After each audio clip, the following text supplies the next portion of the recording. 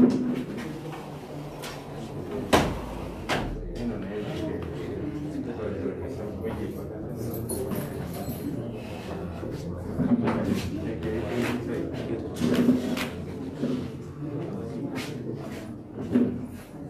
that better? Huh? Yeah. All right. Good morning, ladies and gentlemen. Thank you for coming for our press conference today. We are going to start with a prayer, and then we shall roll out. I request the man from Makindi. You look very spiritual this morning. Honorable Alan Sowanyana, please come and lead us in an opening prayer. Let us humble ourselves for a brief prayer. Oh Lord Jesus, thank you for this morning. Thank you for today. Thank you for your blessings. We come in front of you, Lord, for more blessings as we prepare for our nominations tomorrow. God bless our leader, Honorable Robert Kyagulanyi. Bless us too as leaders of the National Unity Platform. We thank you for everything that you've given us. We thank you for the life that you've given us till this day. We pray, our Lord Jesus, that from today and onwards, we are blessed to be the leaders of this country. We hope that after some struggles, some months, we become the leaders of this Uganda. As a new generation, we pray for our leader, Honorable Robert Kyagulanyi, to go through tomorrow's nomination peacefully. We call upon all Ugandans to pray for us as we head into another life for a new Uganda. I thank you. We so pray in the name of our Lord Jesus Christ. Amen. Amen. Amen. Thank you. Please take your seats. No, when I see Honorable and Sowanyana looking very humble, I remember the times in council when he was doing what we call Kuzoga, and I'm saying, this is the same man. It's good to see you, Honorable. All right. Today we are going to be highlighting a couple of things as we get set for tomorrow, and you'll hear from our various leaders in this place. Firstly, though, I just want to take note of a couple of things. One, I'm sure as you were accessing this place, you found quite a bit of difficulty because police has blocked the roads accessing this place from either side, on the other side and on this other side. It's as if they are saying there should be no business happening here, there should be no activity happening here, which we find very problematic because we are a registered political party and we are in an election season. Every political party is up and about. Every political party is very active. I'm not too sure you'll find blockades the road to the NRM Secretariat and so on. But this keeps happening here. We want to condemn this. We want to condemn this, and also we want to... Maybe let's request that everyone puts their phone in silence. Whenever we start, usually you'll hear a number of phones ringing. So I was saying, we want to condemn the act of police deploying heavily and blocking the roads coming to our headquarters here in Kamocha. For heaven's sake, nominations are not happening here at Kamocha. They're happening way far away in Kyambogo. So we don't understand why police is blocking access to our party headquarters, and yet we are a registered political party that is busy getting set for an election and all of that. And our warning to police is, please don't provoke us. It's unnecessary. It's uncalled for. Okay, that you'll unnecessarily try and pick a fight. We are decent people, and we want to change government peacefully. But you know, when you press a nose so hard, it bleeds. So our warning to security operatives and security institutions, please do not unnecessarily provoke us, provoke Ugandans. It's not called for. That you will say, no, you cannot access your offices, and yet work must go on here. This is not one of the routes being used to access the nomination site. So please, please, please, do not provoke us. We have potential to do so many things because we are human beings too. We have feelings too. We get agitated. So our call is, please do not provoke Ugandans. It's not called for. It is not necessary. NUP is a registered political party, and our activities should keep happening as is expected. like all other registered political parties. When you go to them, work is ongoing. What's so different about NUP? Why is the state so scared of NUP that they will try and interfere with all our activities, that they will try and make it impossible for us to operate as a political party? Why the fear? Why the fear? If you are so confident, as you say, that you still have a grip of state power and Ugandans love you, then let everybody operate as should be. The other thing that has continuously bothered us as a party is the defacing of our posters for various candidates at councillor level, at MP level. But a lot of that is happening for our flag bearer, presidential flag bearer, Honorable Kyagulanyi Ssentamu. Posters have been going out in the past couple of days, but as soon as they are up and about, you see goons, some of them wearing yellow, under the watch and protection of police and the army, pulling these posters down. In Kyambogo, all the posters of Honorable Kyagulanyi, many of them have been pulled down. Those that remained, they have pasted President Museveni's pictures on top of Honorable Kyagulanyi's pictures, posters. And this is happening under the watch and protection of police and other security operatives. Like I'm saying, we have continuously cut a decent image. I know the state keeps mudslinging us and saying those are violent people and so on, but it is obvious who is violent and who is rowdy and who really is behaving like a hooligan. Because for heaven's sake, if your candidate is Yoweri Museveni, Tibuhaburwa, Rutabaisirwa, whatever the name is, you find where to put posters of your aspirant. Okay? Because we are not forcing anybody to support Honorable Kyagulanyi. But can we be decent? Because we also have potential to pull down President Museveni's posters. We don't want to get to that place yet because we are decent, we are civilized. We like to operate with decorum. But now we are being pushed to the wall. And our warning is we have potential to also pull down Mr. Museveni Tibuhaburwa's posters. But we don't want to be as uncivilized as some of his supporters are doing under the watch of police. So this again is a warning to police. Please do not provoke us, do not push us to the wall. And again, we ask the Electoral Commission, which is the superintendent of the entire electoral process, can you take charge? Can you be in charge of the electoral process? Because our laws actually provide for offenses of pulling down posters of other aspirants and candidates. We hope that they'll rein in on this issue. Otherwise, then, what you're saying is deal with this situation yourself. If you find somebody, deal with them as you desire. I got a phone call over the weekend of a lady that was pulling down Honorable Kyagulanyi's poster in a place called Tuba, that is Kulambiro, in Nakawa West.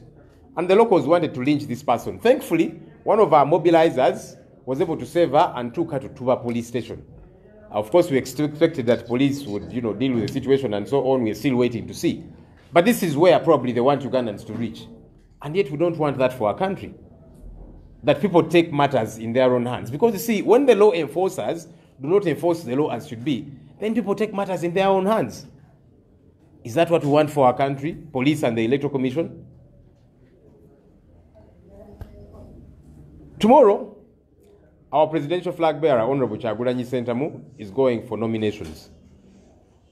As a party, we are set for this day. The Electoral Commission asked us to provide 10 people. 10 including the candidate, the flag bearer, that will be going for nominations. And those 10 people are set and the lists availed to the Electoral Commission.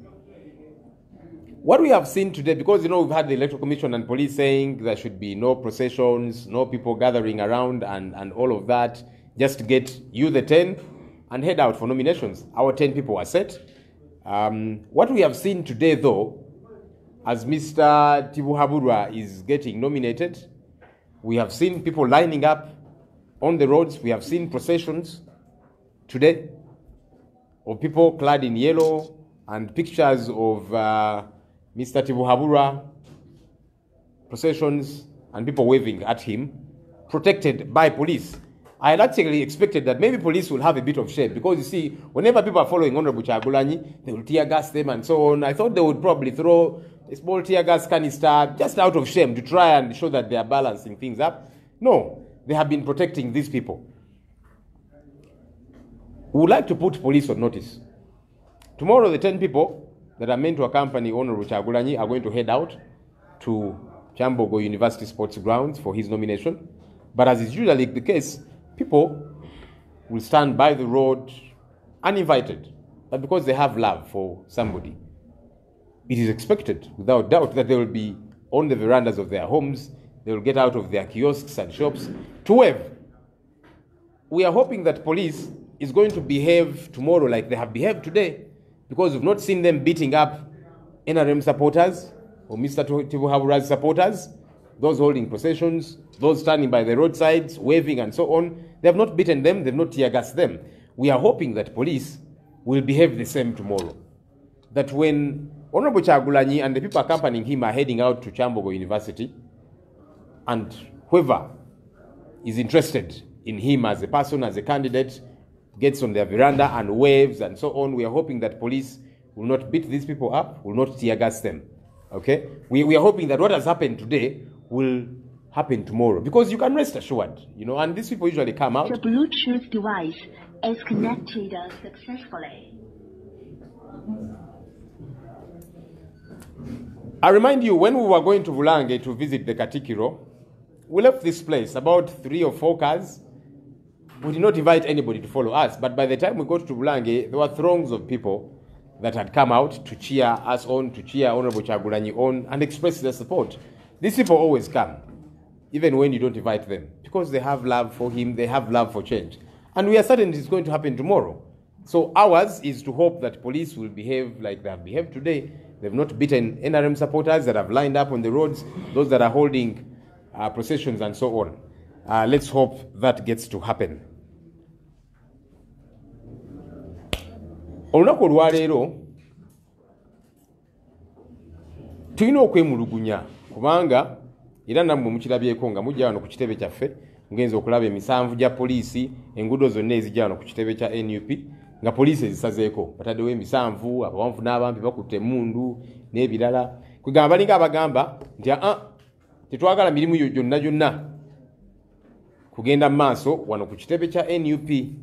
Kati ffe ne twebuuza sooka oleke nominations ziri wano Kamwokya mbadde nti ziri Kyambogo, lwaki musalako amakubo nga mulemesa abantu n'abakozi aba NUP okujja ku kitebe kyabwe? NUP kibiina ekiwandiise mu butongole era ng'ebibiina ebirala, kubanga bw'ogenda ku kitebe kya NRM abakozi baayo gye bali n'abalala basapoota n'abalala emirimu gyabwe gigenda mu maaso. Lwaki poliisi n'amagye balemesa emirimu gya NUP okutambula? Lwaki gavumenti egezaako okuteekawo embeera nti NUP mwe tetujja bakkiriza kukakalaba mirimu gyammwe? Kubanga bwe muba mugamba nti mulina obuwagizi okuva eri bannayuganda nti amwe mwakimala bannayuganda babaagala, lwaki ate mwolesa okutya? Lwaki mugezaako okulemesa abantu abaagala NUP, abaagala otambula nayo okukola kye baagala okukola? So ffe poliisi tugirabula, ffe mwatu tuli bantu baddembe era n'obukulembeze twagala butwala mu ddembe, twagala kubanga bannaffe bali bo, kubanga bo bakwata mundu kuyiwa musaayi bwe batwala obuyinza, ffe twagala kubeera banjawulo era buli kye tukola tukikola mu ddembe. Of course government bagezaako tusa abakasa abo babuvuyo naki ne bannayuganda bamanyi baani abakola obuvuyo n'ebirala. So poliisi tugirabula, bane temutusindiikiriza. Ennyindo bw'oginyiga ennyo ejja omusaayi. So kati bino bakola okusalako enguudo zaffe tewali kujja ku kitebe kyaffe naki, kubanga okujja wano okukakalaba emirimu gyaffe kiri mu mateeka. So poliisi bw'enaasigala ng'etusindiikiriza ku kisenge, tujja tuuka akaseera tugambe nti nedda tukooye ejjoogo, tukooye okutulinnyirira. So poliisi tubalabula, mweddeko ku nsonga eyo. Ekirala ffe kye tuzze tulaba ng'aba NUP, ebifaananyi by'abakandidates baffe bijja biyuzibwa, bakansala, ba MP, okusingira ddala presidential flag bearer waffe Honorable Kyagulanyi Ssentamu. Ebifaananyi bye buli bwe tubiteekayo ng'abayaaye abambadde t-shirt eza yero nga ziriko ekifaananyi kya Muzeeyi Tibuhaburwa bajja babisikambulayo nga bani ababakuuma poliisi n'amagye. Jo juzi twatadde ebifaananyi bye mu Kyambogo era abo abayaaye bambadde t-shirt za Muzeeyi Tibuhaburwa ne bajja poliisi nga yebakuuma ne babiyuza ne bataayuziza bataddeko obuteesi bya Mwai Museveni Tibuhaburwa bakiteeka ku ngulu ky'ekifaananyi kya Honorable Kyagulanyi ne tugamba sokoleke amateeka ate gagamba oli bw'akola ekyo aba amenya tteeka poliisi erina mukwata naye ate kati poliisi ebakuuma bamenya amateeka. Naffe tulina obusobozi obuyuza ebifaananyi bya Muzeeyi Tibuhaburwa neffe lwakubanga tuli basengejjemukko tulina ku mpisa naye obusobozi tubulina. So kati poliisi yo bweragira ddala nti kaakati abayize ebifaananyi bya Kyagulanyi tewali buzibu tujja bakuumanga naki olinga agamba bannayuganda nti kale buli atayagala kandidate yuza buyuza kyetwagala mu nsi yaffe.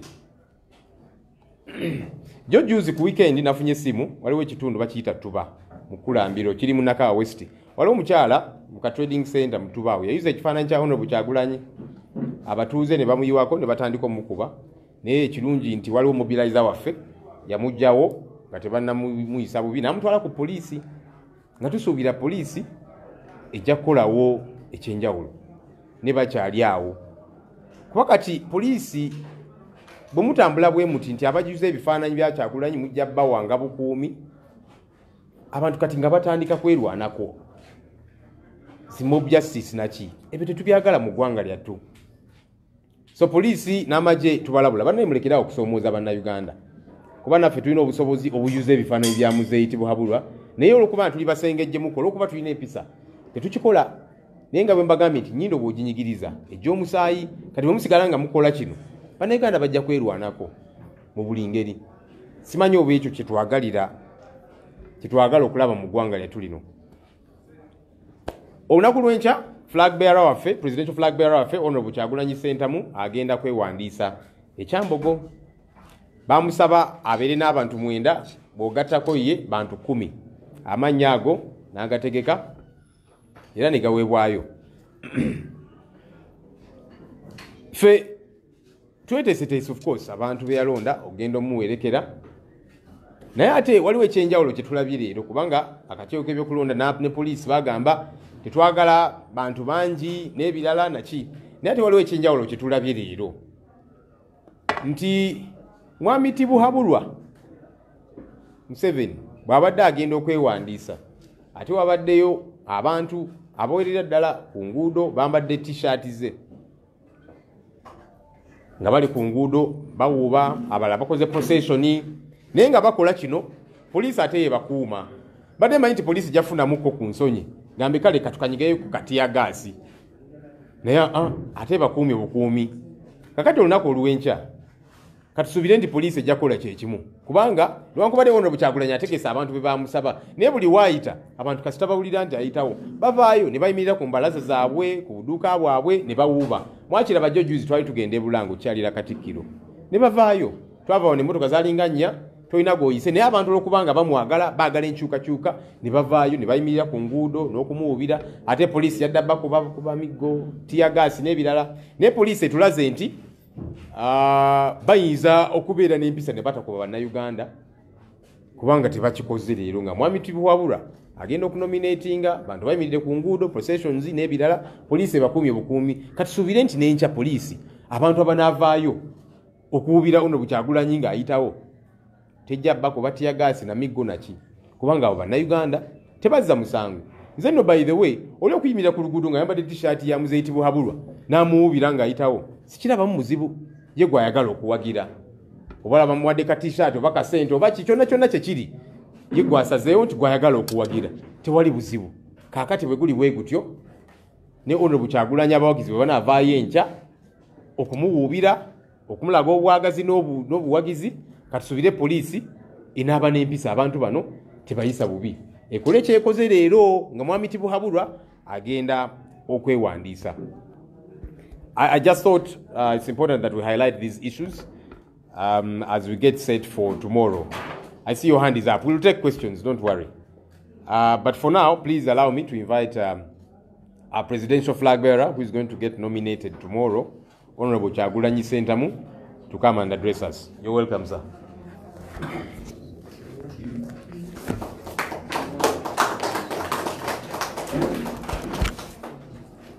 Thank you very much, Brother Joel. Ladies and gentlemen, we thank you for constantly responding to our call and covering us.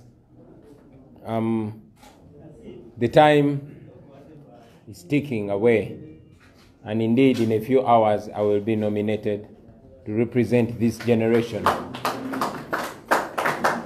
to represent the forces of change, but most importantly, to represent the marginalized men and women of Uganda from different tribes, different religions, different generations, all aspiring for a new Uganda.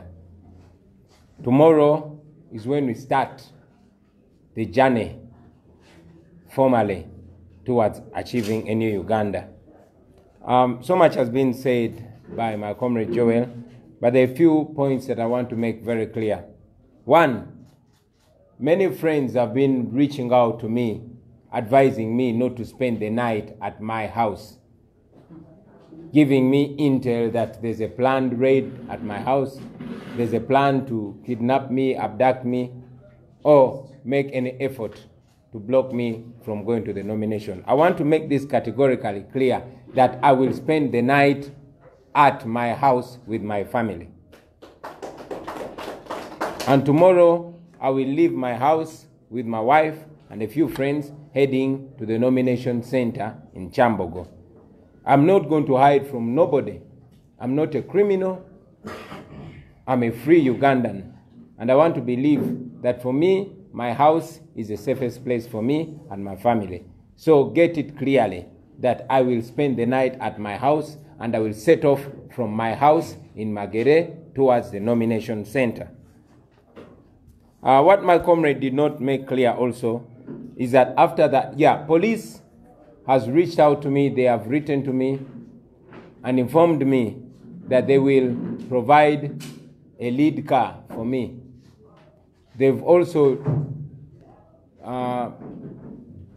determined a route for me, which I've agreed with because most importantly, I want to get to the nomination center on time.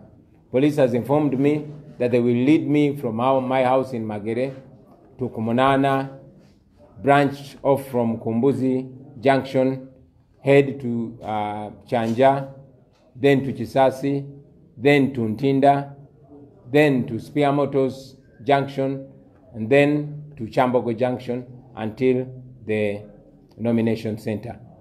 And I will follow that route, but I will be in my car. Coming from there, we shall come straight to this, our office, to launch our manifesto tomorrow. Let me say that again. When we come from nomination, we shall come straight to our office to launch our manifesto tomorrow. I want to also raise my concern about the way the police and other security agencies are behaving. You've all noticed they've blocked roads coming to our offices and leaving. They've also deployed unnecessarily everywhere, and I want to believe that is to intimidate Ugandans.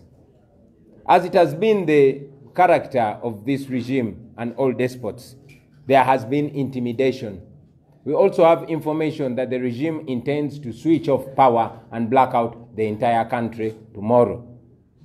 We know that they will raise any kind of excuse for blacking out the country, but I want to prepare your minds, fellow Ugandans, because President Museveni and his decadent regime cannot bear the sight of Ugandans chanting freedom. So they don't want what will happen in different parts of the country to be broadcast far and wide. So I want to guide you, especially the young people, the members of my generation, who are always smart and ready to go about any blockages, to please charge your phones, have your power banks, and make sure you communicate to each other and relay whatever is happening from everywhere. We also have information that the regime intends to switch off the internet tomorrow. So for some of you that have alternative means, please make sure you kick them in as soon as possible. Yes, because we are going to be a very limited number going for the nomination, I want to encourage all our supporters from all over the country and in the diaspora to prepare celebrations wherever you will be, because this is going to be a fundamental step, especially for the forces of change, for us who are seeking a difference. It is going to be the first formal step towards a new Uganda. So please, for the NUP and other opposition leaders, organize your people. Make sure you put up a celebration to mark this day wherever you will be. I want to also note the unfairness of the Electoral Commission, not only now, but even in the past few months and weeks. You all are aware that the Electoral Commission, much as they are pushing the opposition against anything, they are still silent about the crowds that accompanied President Museveni today. The Electoral Commission is still silent on the processions that escorted General Museveni back from nomination. The Electoral Commission is still silent about the raids on this, our main office, and our offices countrywide. The Electoral Commission is still silent about the deliberate defacing of our posters and other campaign material, and some of that has actually been done by the police or under the watch of police. And finally, the Electoral Commission is silent about the academic documents of Mr. Yoseri Tubuhaburwa Lutabasira, aka Museveni, and indeed Ugandans are not sure who has been nominated. So we still put it on the Electoral Commission to confirm to Ugandans whether they are really going to deliver a free and fair election like they claim. Katika mbyogere mu Luganda. Okusoka njagala okubebaza abannaffe bannamawulire mwenna abawulira nga omulanga gwaffe naddala mu kiseera ekitali kyawala ne mujja ne mutukavalinga. Mwebale nnyo, mwebalire ddala. Ensonga ezisinga munange Joel azogeddeko, naye njagala kutaanya ensonga ezimu zatakonyeeko.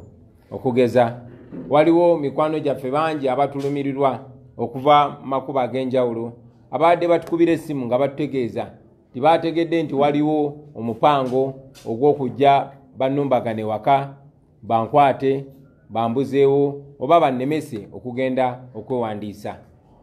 Njagala okukibategeeza nti ngenda kusula mu maka gange Emagere, era mu maka gange gyenja okuva ne mukyala wange n'emikwano egimu okugenda gye bawandiisiza. Sigenda kwekweka muntu yenna, sigenda kudduka muntu yenna kubanga siri muzi wa misango. Ekyokubiri, batutegeezezza nti poliisi yatutegeezezza mu buwandiike nti egenda kujja empe emmotoka zaayo ezimperekera okuva ewange paka gye bawandiisiza. Era yo kennyini nensalirawo ekkubo lye ngenda okuyitamu. Nentegeeza nti nja kuva Emagere tuuke ku stage y'okumunana, mpetere mu masaŋŋanzira ag'okumbuzi, tuyite ekyanja, tuyite ekisaasi, tuyite entinda, ku stretcher paka ku spare moto, tugende tuwetere ekyambogo paka gye banominatingira. Njagala bategeeza mwenna tinja kuwuliriza bulungi era nkwate erekubo poliisi lyempadde okuyitamu okugenda okwewandiisa. Pozi njagala bategeeza nti olunaava okwewandiisa tujja kukomawo wano ku kitebe kyaffe tutongoze manifesto yaffe olunaku olw'enkya.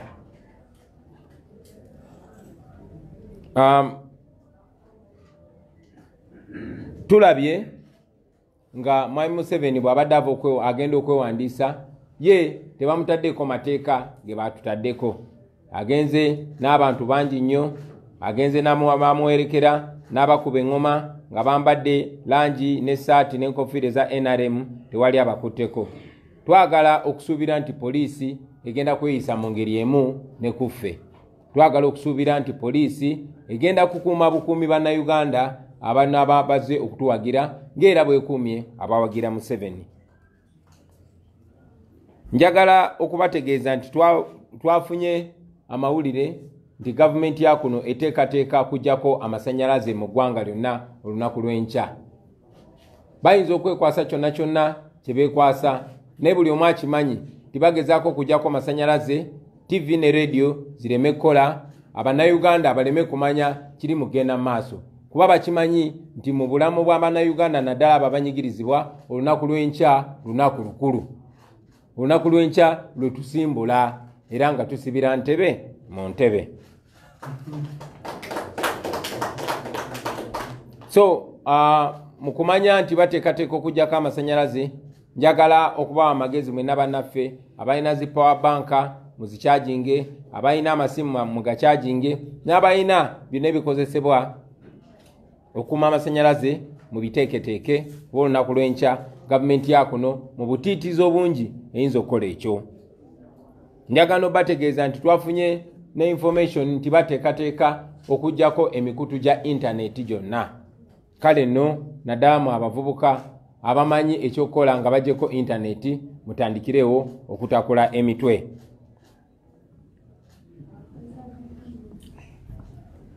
Kubanga tumanyi nti bagenda kulemesa abantu okumperekera, kubanga tumanyi nti ngenda genda n'abantu 10 bokka okwewandiisa. Njagala okunga mwenna abawagizi baffe mu Uganda yonna ne bweru wa Uganda, abo abatabeera kumpi mu kibuga, buli omu gy'oli oteekewo ekikujjuko kubanga tekimenya mateeka. Muteekewo okujaguza kuba olunaku lw'enkya lunaku lukulu. Mulage obuwagizi yonna gye muli, naddala abo abali mu bitundu ebyesudde okuva ku kibuga. Njagala mpozi n'okumaliriza nga nange nteeka essiira ku butali bwenkanya obw'akakiiko akakola ku by'okulonda. Obutali bwenkanya buno tebwakatandika, obutali bwenkanya buno bubaddewo emyezi n'eziwiiki zonna eziyise. Akakiiko k'ebyokulonda kasirise wakati mu kusimba essira kuffe ng'amateeka ge bakola ge bayita aga COVID n'amalala nga bagasa kuffe abavuganya mwami Museveni. Mwenna mukirabye nti Museveni agenze n'ennamba nnyingi okusinga ey'abantu abalala. Ate ng'olwaleero tetumulaba nga president wabula tumulaba nga candidate. Mulabye nti mwami Museveni ne bw'aba abadde avudde avaayo abadde n'oluseregende lw'emmotoka ne pikipiki mu Lungereza kye bayita procession. Poliisi ebadde ebakuuma bukuumi, teyina yadde gweboggoledde. So twagala akakiiko ek'ebyokulonda kubanga kekalakala balabako okulonda kaveeyo kakangule ku ddoboozi lyako, oba si kyo twongere okukakasa nga bwe tubadde twatandikidde okukakasa tikalina kyekubiira. Akakiiko k'ebyokulonda kabadde kasirifu nnyo ku nsonga ezo, naye era si kwe katandikidde. Akakiiko k'ebyokulonda kaasirika bwe balumbagana ofiisi yaffe wano nezi ofiisi zaffe zonna okwetoola eggwanga lyonna. Tuli kibiina kya bufuzi ekiwandiise mu mateeka, naye akakiiko k'ebyokulonda akakola ku nsonga z'okulonda bwe kaba akasirika busirisi, ebintu bino nga bigenda mu maaso nga bikolebwa poliisi n'amagye, then kyongera okukakasa eggwanga tikalabika si keeteefuteefu kutegeka kulonda kwa mazima na bwenkanya. Akakiiko k'ebyokulonda ako kasirise wakati mu kutimbula ebipande byaffe nga kino kikolebwa abantu ebiseera ebisinga baba bambadde t-shirts eza mwami Museveni, oluusi nga bakuumibwa poliisi n'amagye. Akakiiko k'ebyokulonda tukasoomoza kaveeyo kwogere ku nsonga eno, oba si kyo era tujja kweyongera okakasa nti kalina kyekubiira. Ensonga esembayo, akakiiko ak'ebyokulonda ako akakulibwa mwami Byabakama kayanguwa mu ssaawa ezitakusuka 24 okuwaayo ebiwandiiko byange eby'obuyigirize. Emyezi gyekulunguludde nga bannayuganda babanja okulaba ebiwandiiko by'obuyigirize ebya mwami Museveni byabadde nga yewandisizaako emyaka gyonna. Akakiiko k'ebyokulonda kaagaana okuwaayo ebiwandiiko by'obuyigirize bwa Mwami Museveni paka olunaku olwaleero. Era n'olwaleero babikwese kati tetumanyi oba Mwami Yoseri tubuhabulwa eryo oba yeewandisiza oba Yoweri Kaguta Museveni yeewandisiza. Twongera okasoomooza okuvaayo katanye ku nsonga eyo. Maliriza Abannayuganda bannange mwenna nga mbategeeza nti olunaku olwaleero buli myaka 5 amateeka gaffe gagamba omukulembeze oyo abeera mu buyinza ajja kuzzangayo obuyinza eri Bannayuganda. Bannayuganda basalewo ani gwe beesiga n'obuyinza obwo. Njagala obategeeza nti olunaku lwaleero wadde olunaku lw'enkya lukulu naye ate n'olwaleero lukulu kubanga Mwami Museveni lwazizaayo obuyinza bwa Bannayuganda. Njagala obajjukiza mwenna Bannayuganda nti olwaleero obuyinza buli mu ngalo zammwe era kiri eri gye muli mmwe nga Bannayuganda obuyinza obwo okubwesiga n'omuntu omulala yenna yenna. Olunaku lw'enkya tugenda kwewandiisa era muyina obuyinza bwonna, muyina eddembe lyonna okusalawo obuyinza bwammwe gye budda kubanga mmwe muyina obuyinza. Temutiisibwatiisibwa, ffe tusimbudde. Mwebale nnyo, mwebalire ddala.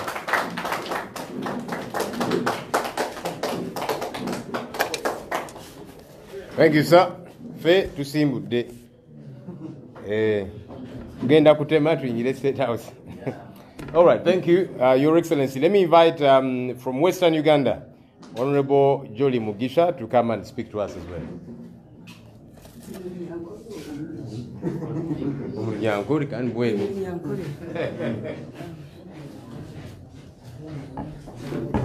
Your Excellency,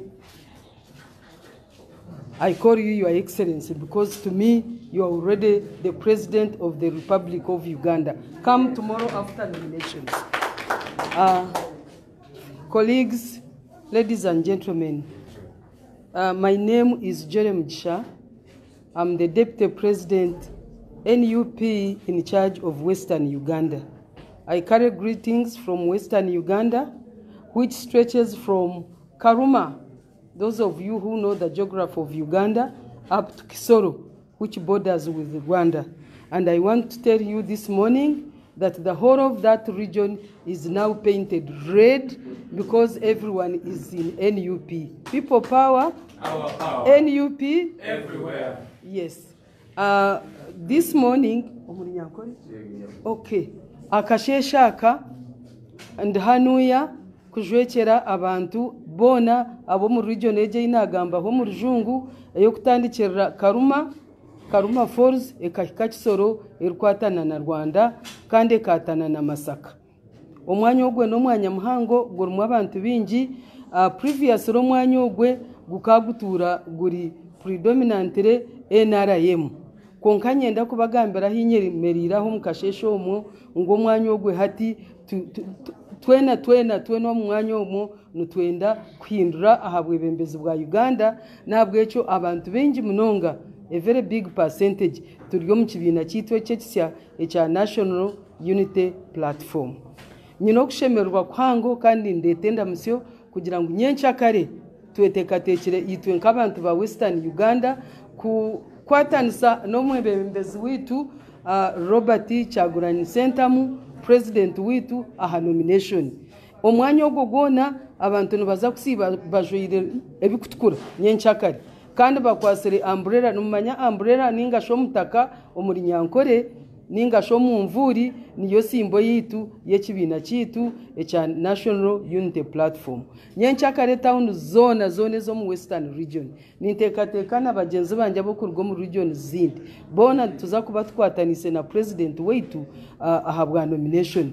Konka ntushaba polisi, we want ntushaba government ya Uganda ngwetereze obwikizo abo kuba constitution ya Uganda kandi ei government eji eyahandikire abo kuba nibo bagihandikise neherezo obugaba abanya-Uganda kuza omu kibiina ky'obutegeki ekibarukwenda ahabwo kuba ebibiina by'obutegeki. Uganda is a democratic country today as we stand. Nabwo ekyo ntushaba government. I am not going to ask police because police acts on the hand of government. I know it is also part of government, but there is higher government that sanctions the police to act as they do. Ntushaba police kutereza obwikizo. We are suffering. Omihanda yona, districts zona, abana bona nibabakwata, buri muntu wena ubakushanga ajwire ekikutukura bamukwata. So ntushaba police kutereza obwikizo because we are tomorrow's government. Yes, we are.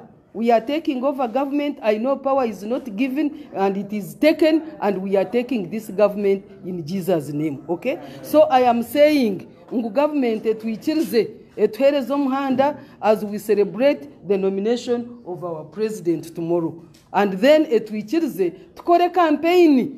Ahabwo kuba umuntu tokubasa kumukwata emikono okamukoma okamutahari yakiti okamushamba shambe migero tereba kasheija naraka kazi kariya nakaikara. When tushaba government that this is our time. Ahabwo kuba nabo bakatunga time when they were even younger than some of us. Okay? So when tushaba nguhati nomination yahika batwichirize na mbwe nabanyenda kushaba Uganda yona, whoever understands what I am saying in my local language and beyond. Buri muntu wena orukuhagira NUP nyenchakare ayemerera muhanda akwate amburera yeye akwate akatambara nkaka kinjwiro mutwe akwate masking keji simbo zitu z'ekibina kitu ayemerere ahagire president weitu rero bwanyuma tugarice hanuya ntwija gukora birungi obwe ruhanga ryo muhwezi weitu mwebare mnonga nimbendezi izoba rungi. Please celebrate from wherever you are. Celebrate from wherever you are. Yaba mu rubabiri yaba mu rubashatu mwena nimbeta ngo mujwari ready nyenchakare musibe mu celebratinga nomination ya president weitu mwebare mnonga.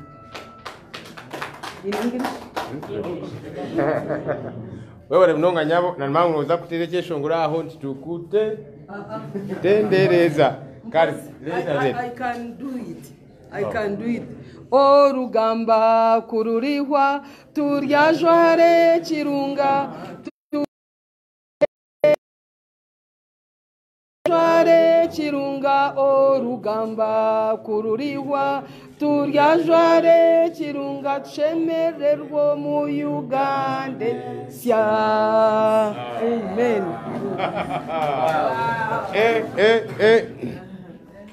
Dr. Lina Zedriga Waru, I hope you have a version for us also. It is complimentary. Okay, please come and speak to us in a minute, please. NUP everywhere and everywhere.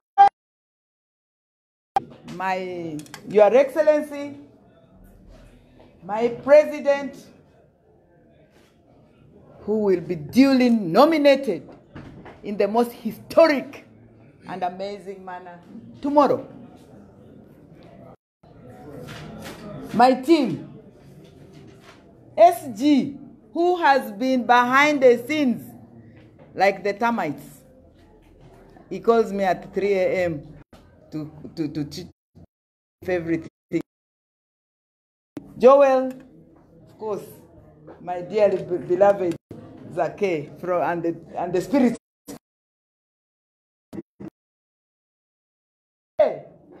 You just have renewed my energy. What language do I speak in? Give me, since we have the time constraints. Lubara. I am very humbled, energized that we're only hours away. Hours away. Come tomorrow. History will be made. And I will be physically present. Our before by Uganda dini woro and Ramadwa atamva amavele president Drusi Banga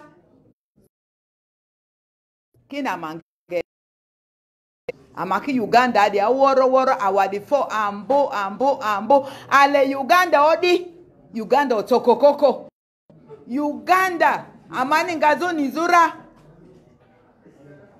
kini rimuke azuma idede rudole mududi tadibo iribani mvosi idile sawa kasabo bate mvosi Drusi amanga mbadi usira Ama idia follow Uganda dia.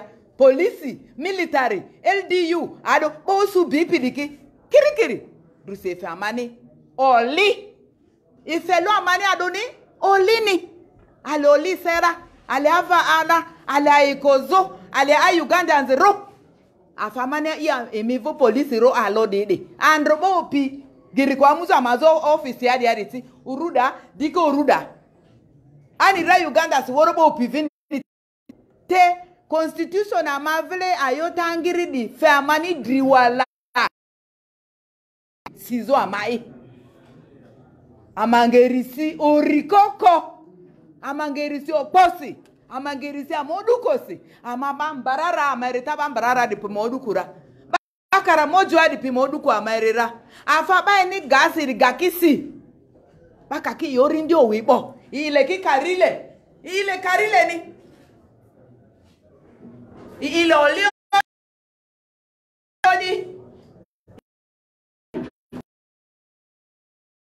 ale Uganda otokokoko di polisi mi aritedera alo iri atambari kini bakarakara yokita ini dusi ila ivu magerea dako ado skuru banga ibi ba idu dari sira ngoni teori koko iringala magerea da ivele wadi ndripi karakara babibe anzibeda ama divini dira amangala da tualo magerea dusi urikoko angazo dusi amanganga magerea amangamu kiambo gwa tualo amakinga ndisi mefe amanorindi ife amani zita amuki andro maskitia amuki andro eklesia amuki andro kanisa amuki andro adroni zi wudi kurusi aleki adoni asianju aleki Uganda odi aleki Uganda agata koko aleki Uganda osu banga tani ani bada tamba ani kini anzingiri joel privilege du badi so policia mini afasu ekari ba Lewis ni du badi so policia dini agasi afade ani adini ko afade ba voti be afade bo ngunzo anzo asiki Uganda odi otokokoko di awadi 4 angiri Uganda ochokokoko. Yes. Agasi. But ours is about demystifying the fear, okay? Oritia. Oritia.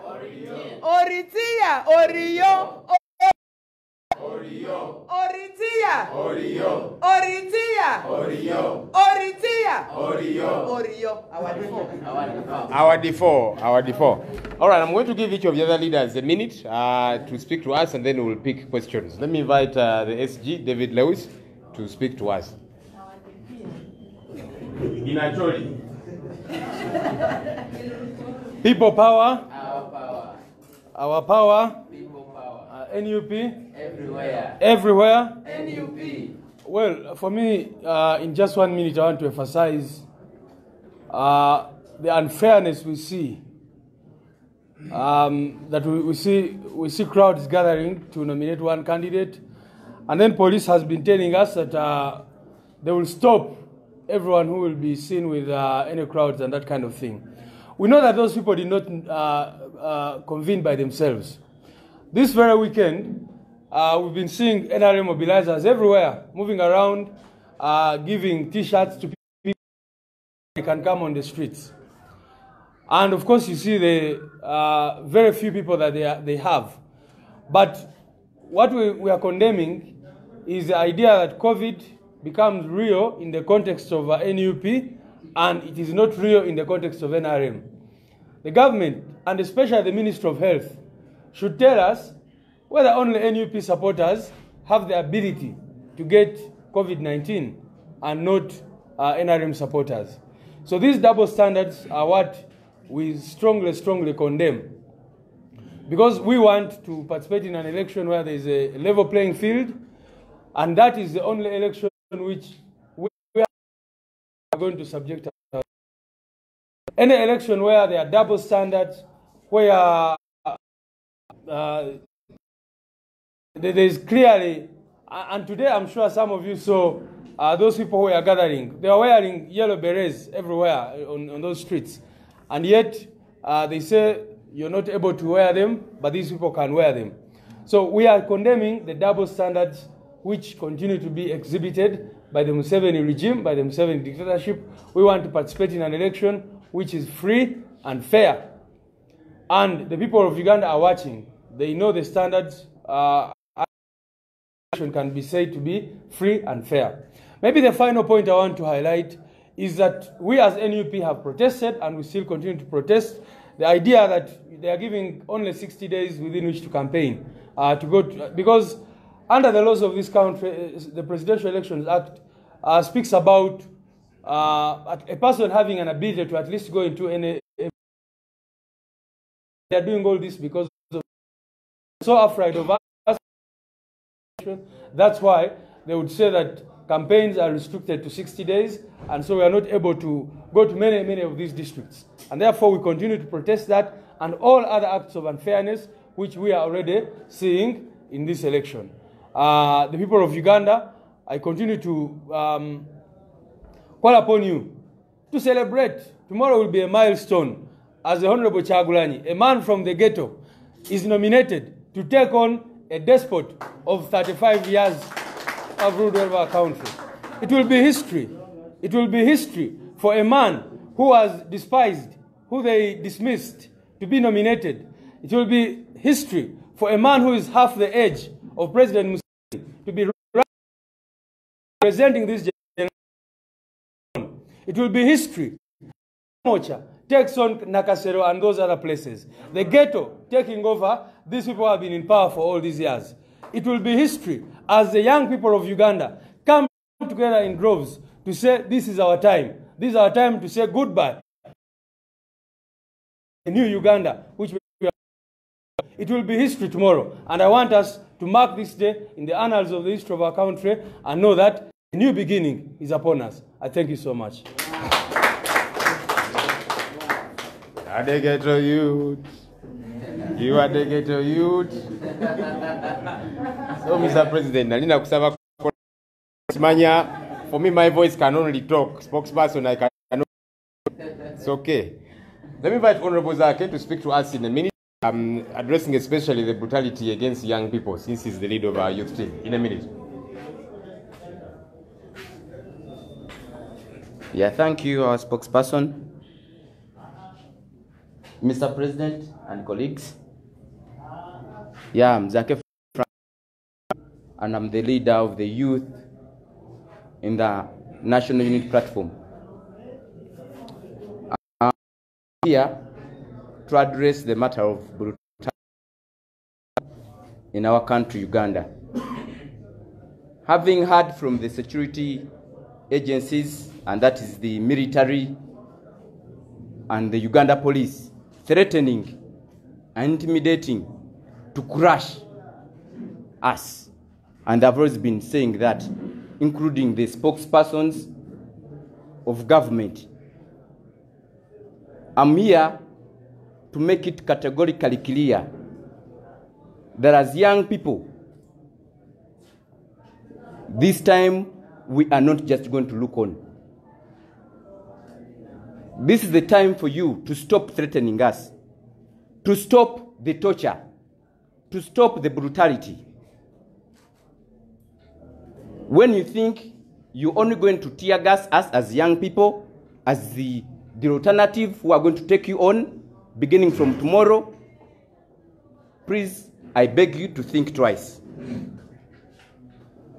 We are not this type of whom you've said out some people that they have been having tires, they have been having jerry cans of paraffin and whatever.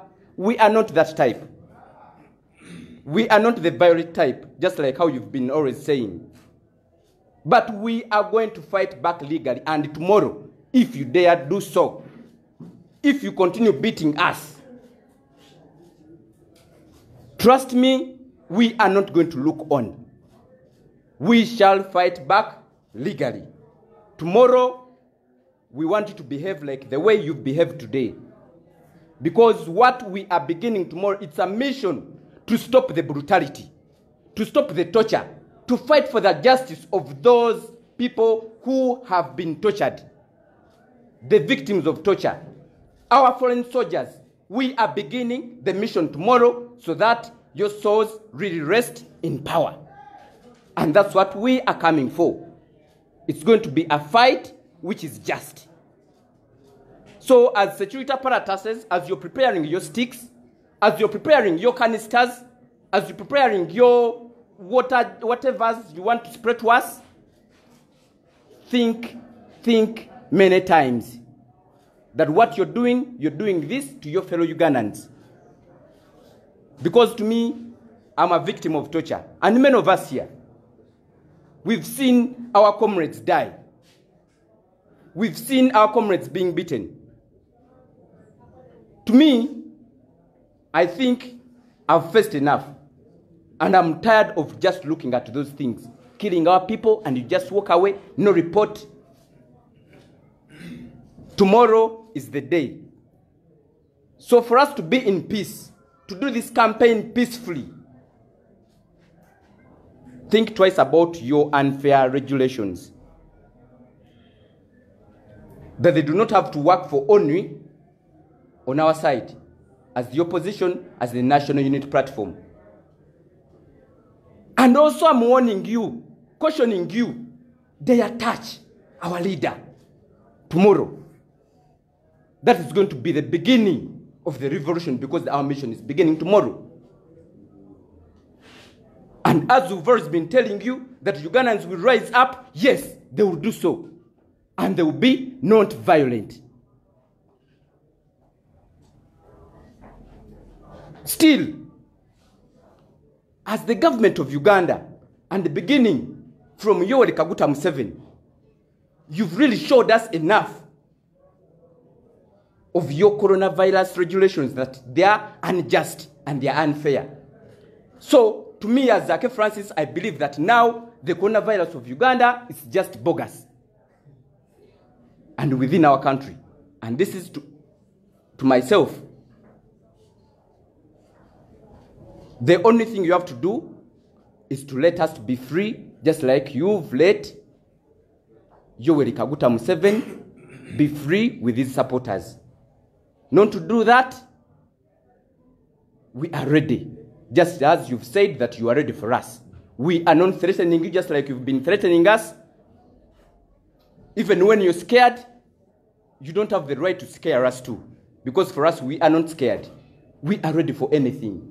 And we are aware you cannot arrest all of us. We don't have those custodies. You don't have them. We know that as young people. As Ugandans, we know that. Even when you get Nambole Stadium to be your prison, we cannot fit all of us there. So, this is the last warning as the leader of the young people. Enough of your torture, enough of your unfair arrests, enough of killing us. Tomorrow is the day. Stay warned. I've said that as Zake Francis, and I'm ready to be taken on as I'm going to take you on tomorrow and the other days. There's 60 days. I thank you. Okwogera bino mu Luganda, nze Zake nchikirira abavubuka bonna mu kibiina kyaffe kino ekyokwegatta ly'eggwanga lyaffe Uganda ekya National Unity Platform. Era nga wendi omuntu atulugunyiziddwako akoleddwa ebintu byonna nga ne bakulembeze bannange bonna abali wano batukozeeko ebyenjawulo. Njagala okuvaayo leero okwogera ku bintu ebikyamu era ebibi ebikoleddwa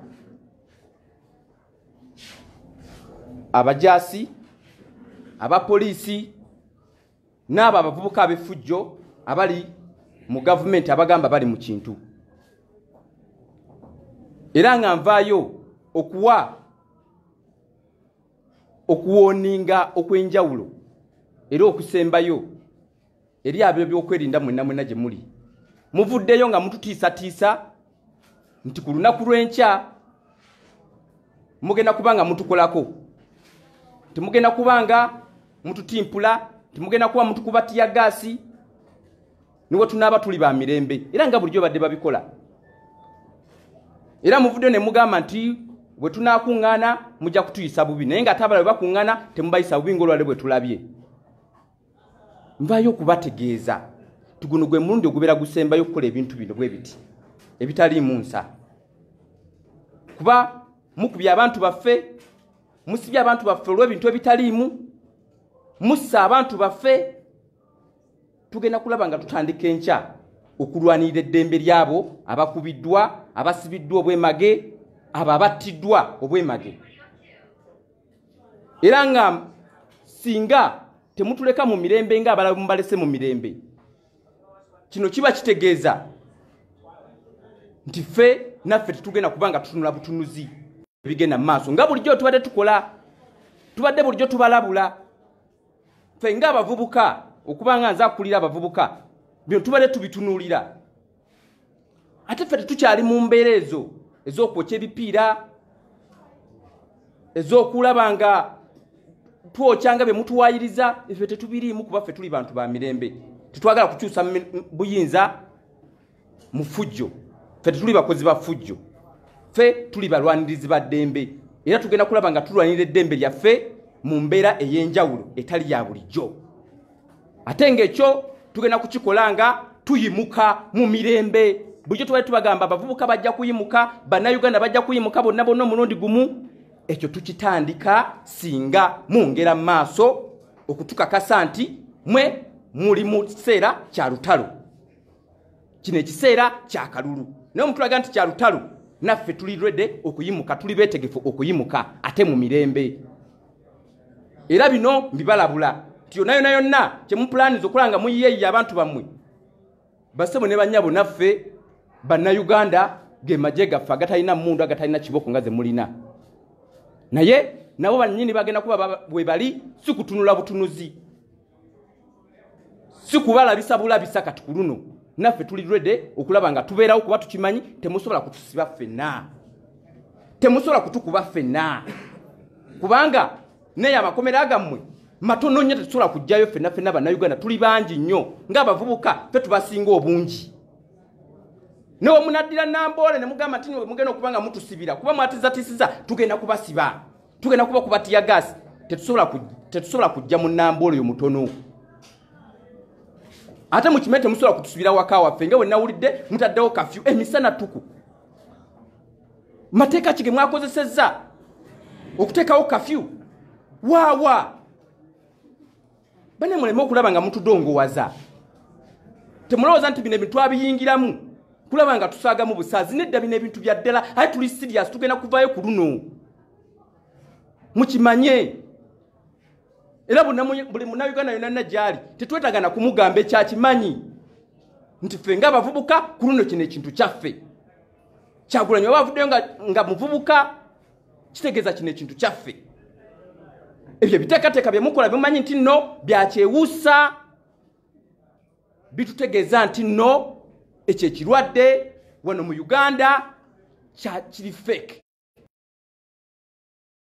kuba bye mukola bitulaze ekyo kakiba kitegeeza nti ensi ez'enjawulo muno regioni yaffe ya East Africa bwe ziba nga zisobola okukuŋŋaana abantu basobola okukola processions kitegeeza ffe wane waffe mu Uganda muli mu kulinnyirira ku ddembe lyaffe ery'okulaba nga twassociatinga twasembolinga ffe wane waffe lyetteeka tulirikozesaako ddi neffe no mutulinnyira bulinnyirizi awo nno nze mbakakasa nti nze ng'omuntu gwe mukubyeko nze ssaawa zino ndi mbwa nkubeko era ne bannayuganda bonna mubakubye kyekiseera okulaba nga baddamu okwerwanirira nga twerwanako ffenna ekisembayo njagala okubakakasa nti enkya temugeza ne mukwata ku mukulembeze waffe agenda okwewandiisa kubanga awo we tutandikira mwebale nnyo mwebalire ddala.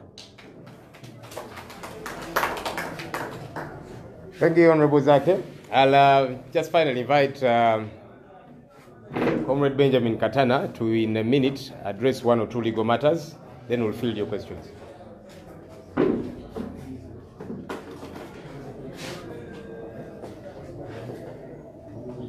Thank you very much.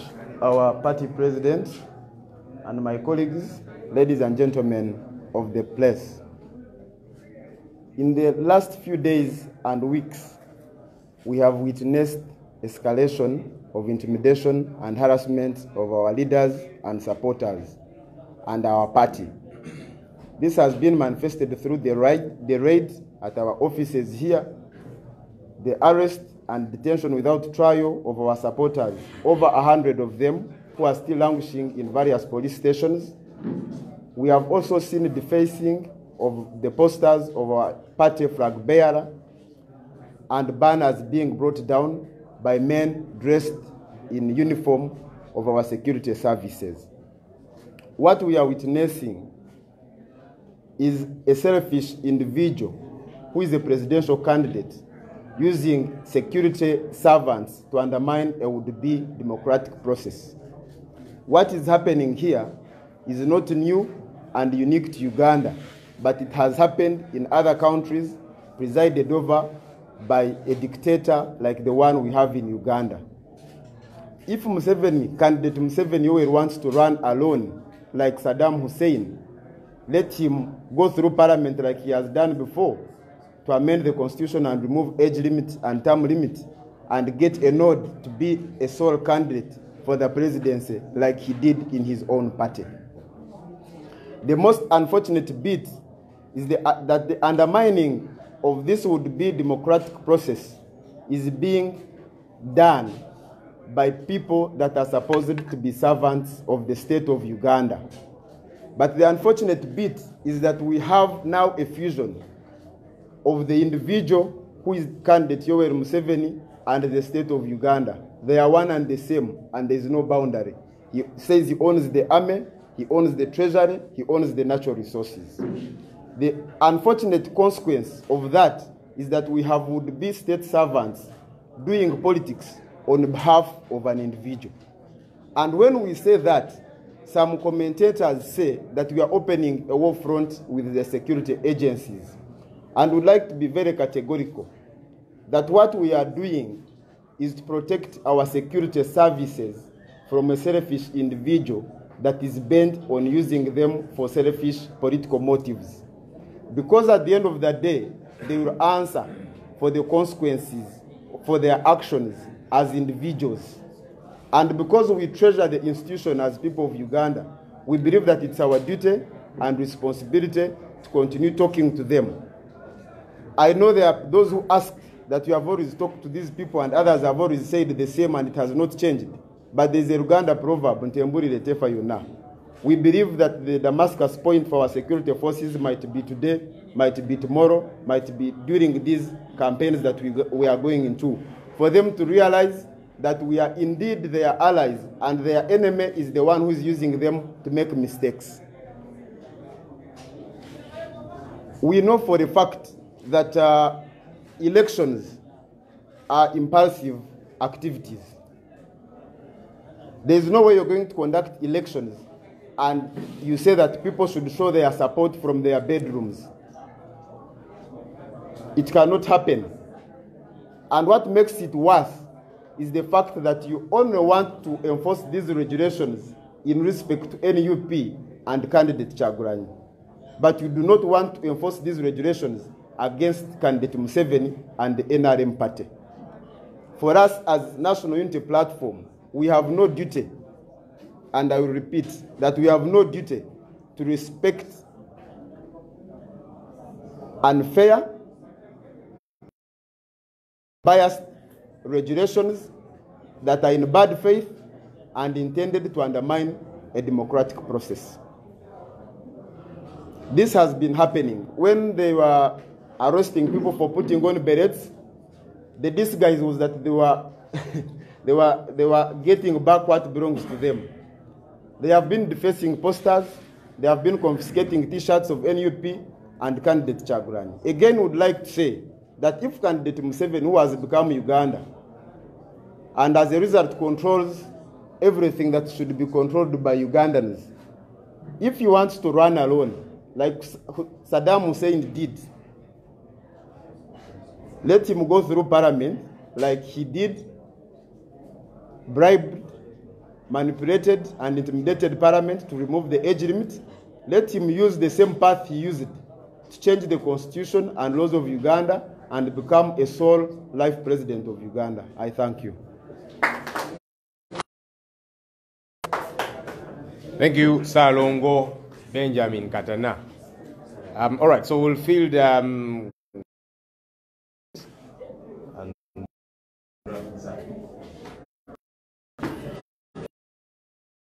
first. All right.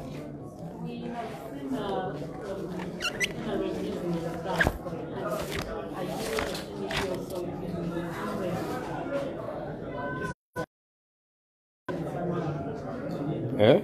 I don't understand that question. So if Museveni entered the bus for us, we enter the umbrella. Eh. Mm. Are you using the umbrella board to take your candidates for nomination? Because you see the NRM using the bus. Okay, we'll see how we respond to that. Yes, Derek.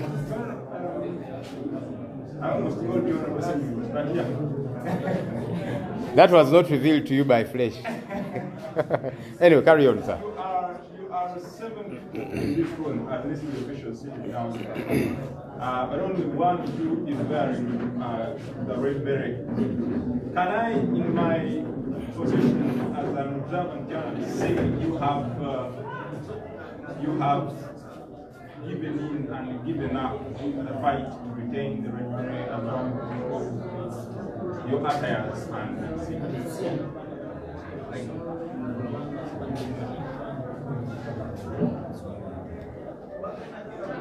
Yes, sir. I wanted to feel from journalists.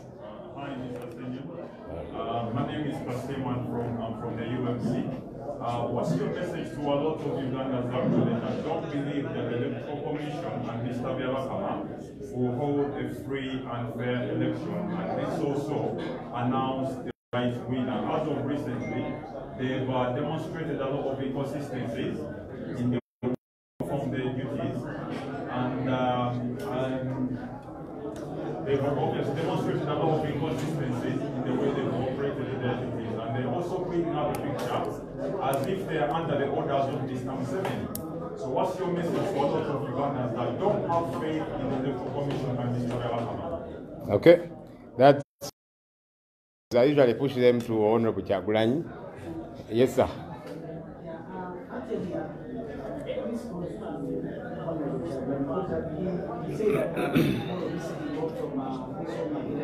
And the wife. So, can you give us some of the other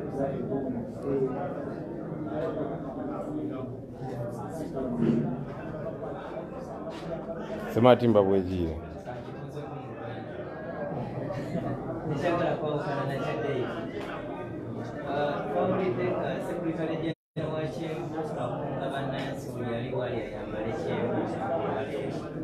Kasera kanonga muno praising abakozi ba people power namwe mubakiriza okubeera nga tebali bambala kala zimutera okukozesa ye ekyokubiri twalabanga poliisi yajja wakuneekwata ebintu bya people power barracks t-shirts and whatever temulina kwepingerako kusanze lunaku lwanja ti poliisi yemu esobola okukwata ebyambala ebyo bye yajja wano n'ebiteeka mu bantu abakyamu kukola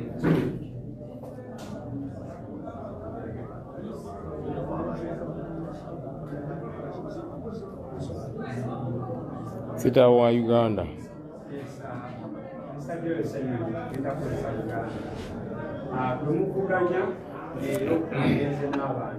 Police excuse gyewadde ky'abantu baba overwhelmed gye baatadde kafe kati tubasuubire nammwe mugenda paka obutatakinga nga muba overwhelminga oba mwe mugenda kulondera amateeka nga binobeera.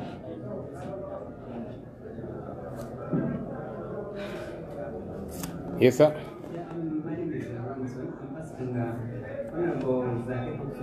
Responding legally, retaliating legally. What legal means is going forward, let him clarify with that.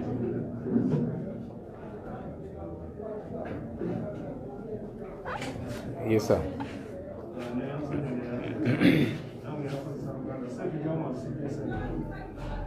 Process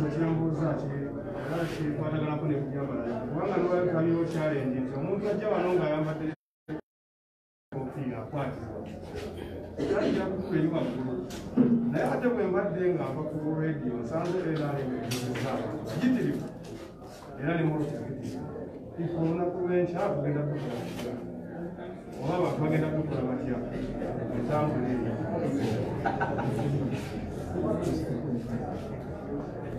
Okay, maybe finally.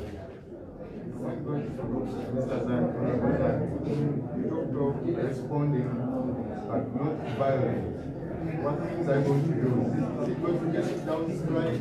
Are you going to see? Are you going to lead? What are you going to do? Okay. I'll respond to one or two. The other questions were specifically directed to Comrade President, and there was another for Comrade Zake. Shall we use the umbrella? I want to combine that with Semati Mbabwejire's question about whether we are rallying our supporters to wear red. Look, we have made it unequivocally clear. Tomorrow is a great day to celebrate for Ugandans. That it's going to be the genesis of a David versus Goliath fight. And so Ugandans should get, wherever you are, whichever part of the country you are in, feel free to be clad in red. You don't break any law when you wear red, wherever you are. Whether you're going to work, market, whatever the case might be. If you're in a happy celebratory mood, please wear red. Please get the umbrellas, use them, because that's our symbol. Those that can play Bobby Wine music wherever you know, we got messages from DJs and so on. They said tomorrow they're getting set to play Bobby Wine music across town, across the country. Please do that. Play those freedom songs. Let's get the vibe on in every way possible. Derek asked, have we given up the beret fight? Of course not. We certainly haven't, because the law has not changed. The law, the UPDF Act, talks about the insignia, as we have kept on succinctly making it clear that the law talks about the mark. The beret that we use is the People Power mark, not police or UPDF. So we still use it in every sense. And we are glad that Ugandans are very innovative in various ways. Just a follow-up to that.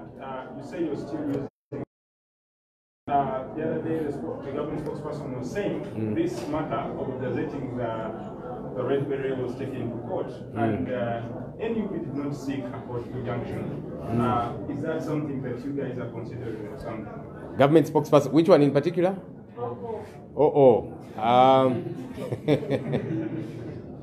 I don't know when OO became a lawyer,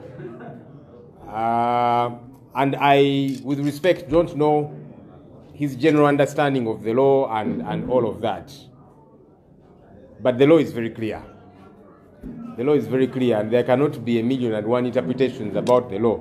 That when OO or whoever feels like interpreting it a certain way, they get to interpret it. The law is very clear. And as far as we are concerned, we are sticking to what the law says. The UPDF Act talks about the mark, that if I get that mark, that symbol, and I put it even on an ordinary jacket like this one, I pin it here, I am breaking the law. So the law does not talk about the beret or whatever the case might be. It talks about the mark. So the law is very clear, regardless of whoever wants to interpret it a particular way. Sematimba also asked, are we not worried that police could use the berets and the other attire that they confiscated from this place? We know, and we have said it, by the way, severally, that police keeps planting people to wear our attire, beret, t-shirts, and other paraphernalia to involve themselves in crime such that the name of NUP gets soiled, or to do whatever. That happens a lot. I remind you that when we went to Lira during consultation time, we were accosted by the DPC of Lira, who was driving a police truck, at the back of which were certain goons holding sticks, holding sharp objects and ropes. I don't know if they were going to hunt. And these guys were clad in t-shirts, having People Power, and they had tags, People Power official. But these are guys that were coming to us to harm us. And the plan, and they were coming from the police truck driven by the DPC of Lira. So the plan was that they get to cause chaos, do whatever they get to do, and then police tomorrow, in anger, comes out and says those were NUP supporters that attacked the party president and the spokesperson and the other leaders that we were with at the time, you know. So it's a very well orchestrated plan. But Ugandans are alive to all these things. Ugandans are not naive. Police will do all this. We have made it very clear that for us, we are law-abiding. Anybody that wants to break the law by wearing our beret and so on, please first put it down and do whatever it is that you want to do, such that you do it in your own name. And for us, that's very important. I think that's really what I'll respond to. The other questions were targeted. Okay, maybe Sita's question. Police says that they got overwhelmed today by NRM. Oh, wow. They got overwhelmed by, I saw what? Were they about 50 or so people? Okay, let's wait and see tomorrow, because if you can be overwhelmed by about 50, 70 people, let's see what happens tomorrow when the numbers are a lot more of those who are saying, for us, we have invited ourselves to stand on the road and wave to Honorable Kyagulanyi. You will compare and contrast the numbers. Let's wait and see. We hope that police will say the same thing, that since they got overwhelmed today, tomorrow then it will be a lot worse. But for us, we have made it very clear that anybody standing on the sides to wave does not break any law.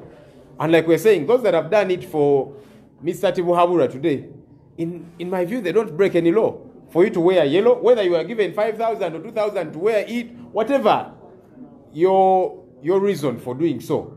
But somebody wearing yellow with the picture of Muzei Tibuhaburwa, saying, I'm standing here, like we have seen them, they are waving to Muzei Tibuhaburwa as he goes to and from nomination, they don't break any law. And we are glad that police behaved themselves. We are only hoping that police will behave themselves tomorrow, when now it is supporters of Muzei Tibuhaburwa's challenger. That's our expectation. Very briefly, mu Luganda, wapuziza mama tugenda kozesa manvuli. Era ni Muzei mukulu Sematimba wejire yabuziza era oli Muzei era kale kuba munango ine empeta wala batani nakifuna sijja bogerako. Anyway, nti oba tukunga abawagizi baffe bonna gye bali okwambala ebimyufu n'ebirala olunaku olw'enkya ffe lwakujaganya nga bannayuganda beeteekateeka olutabaalo tugendamu, kubanga olutabaalo tugendamu lwa Daudi Honorable Kyagulanyi Ssentamu nga abiisanya ne Goliasi Muzei Tibuhaburwa. So bannayuganda yonna gye muli, abalina zimanvuuli muziggyeeyo, abalina ebyambalo ebimyufu ready kubyambala, oba ogenda kukola oba oli mu butale biki feel free, kubanga bw'oyambala ekyambalo ekimyufu tulina tteeka lyo oba omenye. Okay, abagala okuwa omuziki twafunyeko information nti ba DJ mu kibuga ne tundu by'eggwanga ebyenjawulo bagenda kuba nnyimba za Bobi Wine eza Freedom n'ebirala, muzikube nga mujaganya kubanga teri tteeka lye mba mumenya. Derek yabuuzizza akakofiira kano tukavuddeko, nedda akakofiira tekalina tteeka lye kamenya, kubanga etteeka UPDF Act lyogera ku kabonero ka mark akapoliisi oba ka UPDF, in this case this is the UPDF Act, nti akabonero ako newekakwata nenkateeka ku kooti eno eya bulijjo bamenya tteeka. So etteeka teryogera ku bere oba ki, kabonero, akabonero akali ku nkofiira yaffe ka people power. So tukyabukozesa kubanga teri tteeka nalimu lye tumenya. Era mukulu Sematimba yabuuzizza nti tulina kweraliikirira poliisi ebintu byawamba wano bukofiira n'ebirala obbiwa abamenyi b'amateeka babyambale bakole fujjo, then poliisi egambe mulaba abawagizi ba NUP. Police of course we bukodo bwabwe omanyi bo ne baba bakola ebintu ebitategeerekeka tebateeka mu kulowooza kungi. Mujjukira mwalwa bakwata emundu ne baziteeka mu kisenge kya Honorable Kyagulanyi ne bava ne bagamba azaabadde, of course ne batamatamwa ne babiddirira. Twali muwulira njabajjukiza nga tugenze ku consultations, emmotoka DPC gye yali avuga kabangali ya poliisi emabega waayo kwali kwagayaayi gakanyama nga gakutte emigo emiguwa n'ebyuma nga balinga abagenda okuyigga. Abayaayi abo nga bambadde t-shirt za People Power nga balina ne tag People Power official bava ku kabangali ya poliisi evugibwa DPC walira ne bajja okutukolako obulabe nga poliisi ekipanze awo bakole fujjo enkeera enanga aveeyo agambe nti emunanga bakoze fujjo wakulembeze ba People Power bawagizi baabwe. So bakikola ne bino bye batutte wano ebyambalo naki era beteekateeka tulina information nti beteekateeka bikozesa babiwa abayaaye abakozi b'effujjo bakole effujjo mu linnya lya people power ne NUP. Ffe nga NUP people power tetuli bakozi ba ffujjo, tetuli bamenyi b'amateeka, era tuzze tukyogera buli ayambala enkofiira yaffe oba ebyambalo byaffe n'akola effujjo n'amenya amateeka, oyo si muntu waffe, kubanga ffe tuli bagondezi b'amateeka, tuli baddembe obuyinza tugenda butwala mu ddembe, twagala kubeera nga ba Museveni bo baayiwa musaayi okuyingira mu buyinza. Ekyasembyewo awo Sita yabuuziza nti poliisi egamba nti olunaku olwaleero mwatu kibayitiriddeko abawagizi 50 abamuzeeyitibwa habulwa abalemesezza kyovuddwa olaba mu kifo ky'obbakubatiya gaasi nakiba abakuumi obukuumi. Kakati olw'enkya mujja kiraba nkikakasa kijja kuyitirira kubanga abawagizi bakyagulanyi gye bali bayitirivu. Kati suubire poliisi kyekoze leero kyejja okukola enkya kubanga nga bwe tugamba fooli bw'abanga avuddeyo kati nga bavuddeyo leero ayambadde t-shirt eriko ekifaananyi kya mwami Tibuhabulwa oba lwakuba bamuwadde 20,000 oba ki kyonna kye kiri n'agamba nti nze gwe mpagira n'ayimirira ku luguudo n'awuuba talina musango gwe abamenye, era kirungi poliisi tebakubye. Katusuubire ate n'enkya poliisi ejja kweyisa nga bweyisiza leero nti abawagizi ba Honorable Kyagulanyi nabo bavaayo ne bamuwubira ku nguudo baba tebamenye mateeka ng'abamuzeeyitibwa habulwa leero. So katusuubire poliisi bwetyo bwejjo taamuza ensonga zino. I'll invite you, Mr. President, sir. There was a question about message to Ugandans who don't believe in the independence of the Electoral Commission, and one or two others that you might want to address, sir.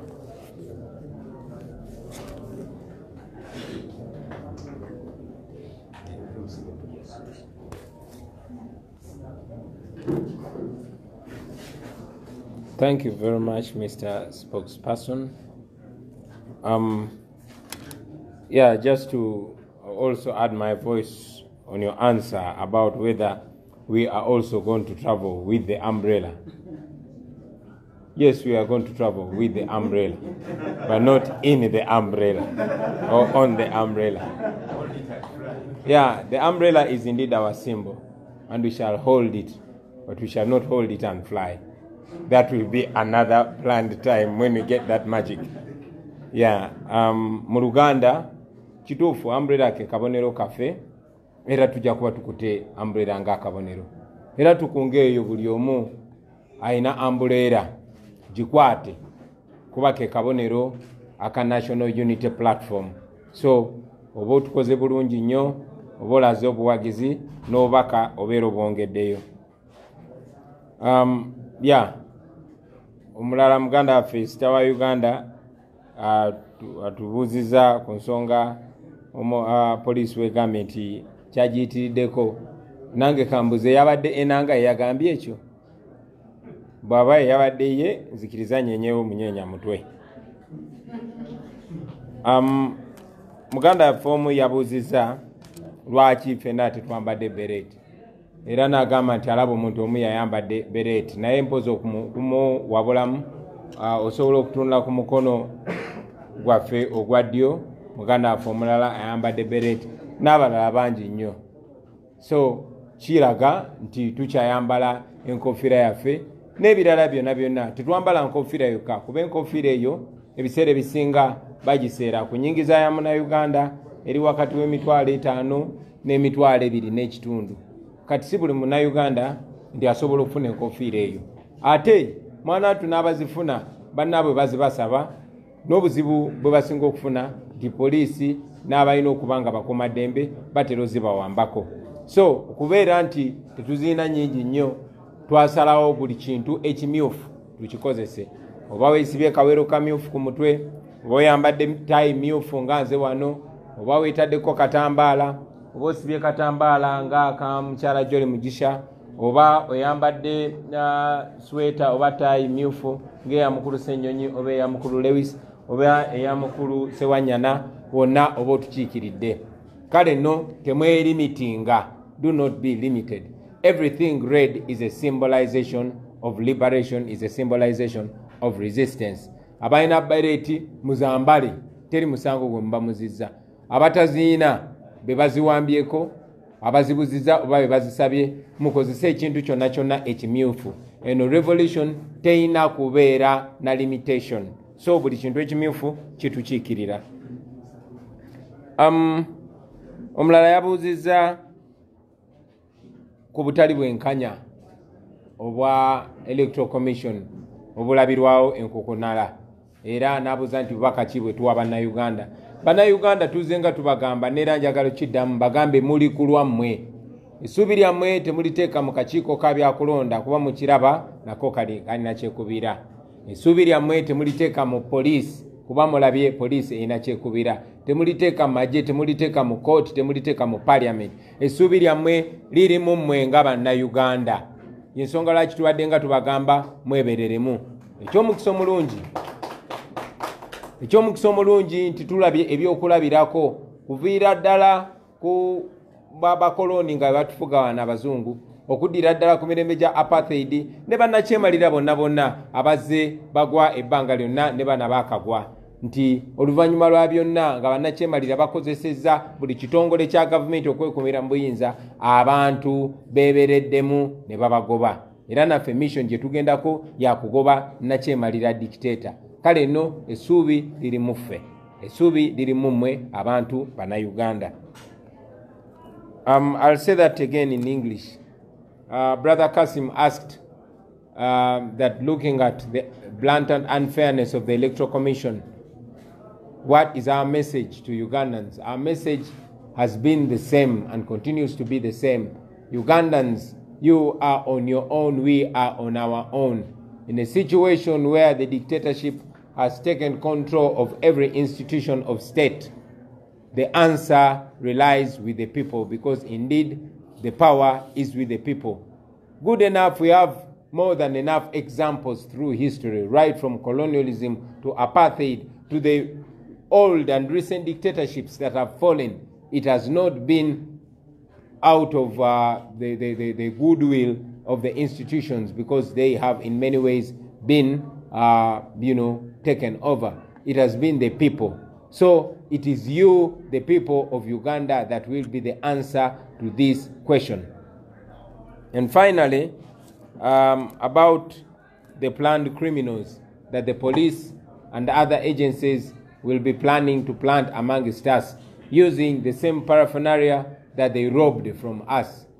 We continue to ask all of you Ugandans to look out for these criminals that want to vulgarize our revolution, that want to paint us negative. We know we can deal with them because we outnumber them. Do not fear them. Be confident. And I also want to warn those criminals, my brothers, my sisters, do not be used.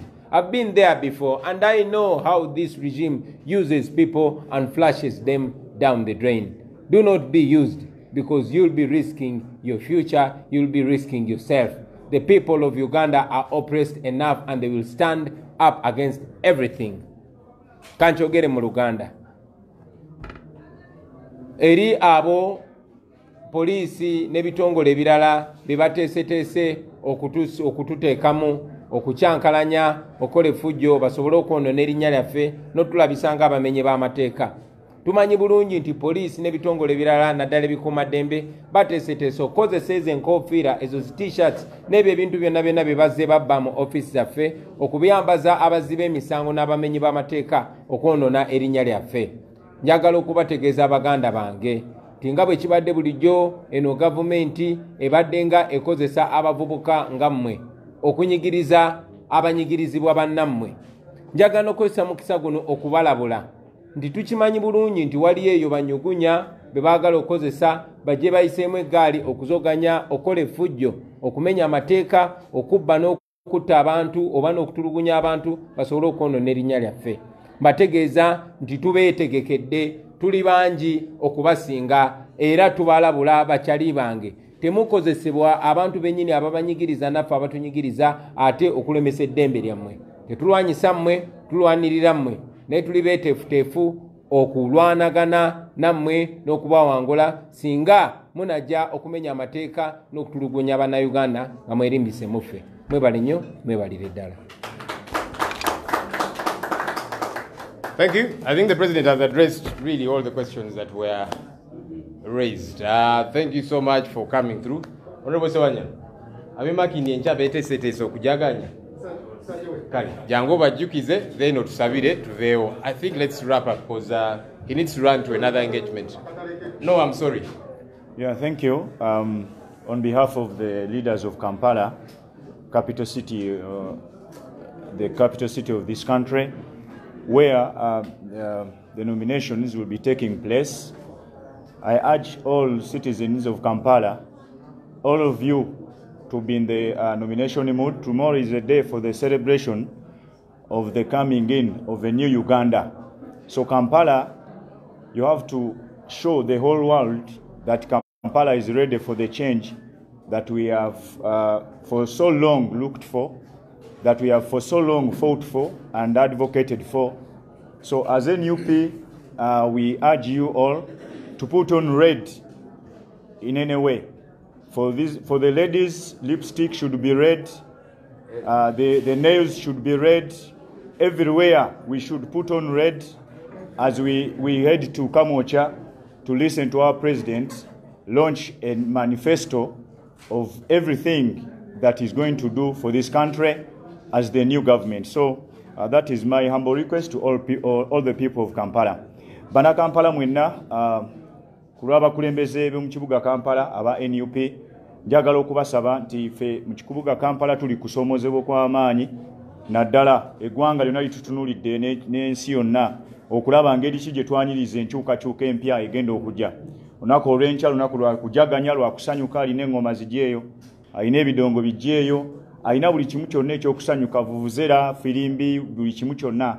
Muveeyo mulage ensi nti nga bulijjo tubale tukayanira enkyukakyuka nga tugikolerera era tuli beeteefuteefu nga bannakampala okujjaniriza. Ekyo kye munaakola olunaku olw'enkya kigenda kuyamba nnyo ensi okutegeera nti enkyukakyuka ddala weeri. Buli munnakampala njagala okwegayirira, teekako ekimyufu kyonna ky'onaaba osobodde. Abakyala ne wanaaba lipstick teekako mumyufu, enjala myufu, buli kimu kyonna kibeere kimyufu bassebo ne bannyabo okulaga enkyukakyuka nti eze. Ate nga bwe weetegeka okusembera e Kamwokya okuwuliriza pulezidenti w'eggwanga omupya biki byateeketeekedde bannayuganda mu manifesto ye ejjudde omubisi, ejjudde enteekateeka ennungi nga bulijjo kye tubaye tubasuubiza nti fe omugigi omupya ogw'abavubuka twetegese okukakkanya n'okuteekateeka Uganda obulungi mu mateeka nga bweyina okutambula. Mwebale nnyo, mwebali ddala okuwuliriza omulanga gwange.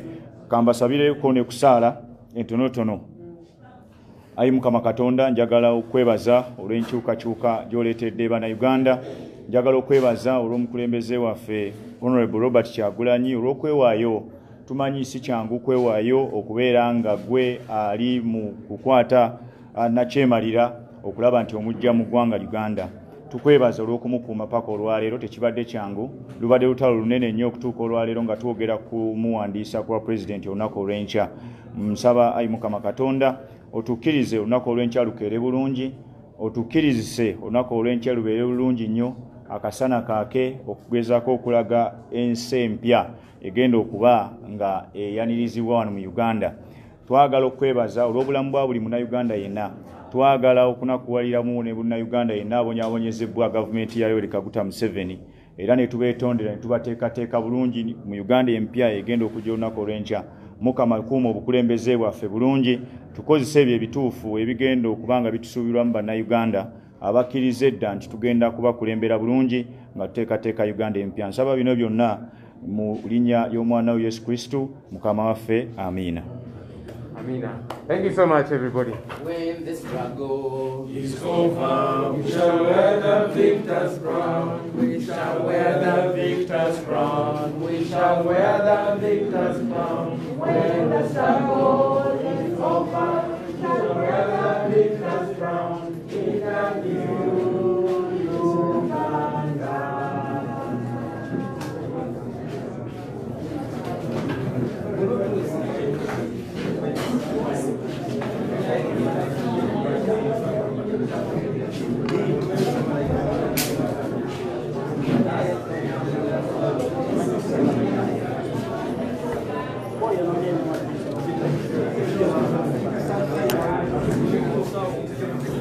Thank you.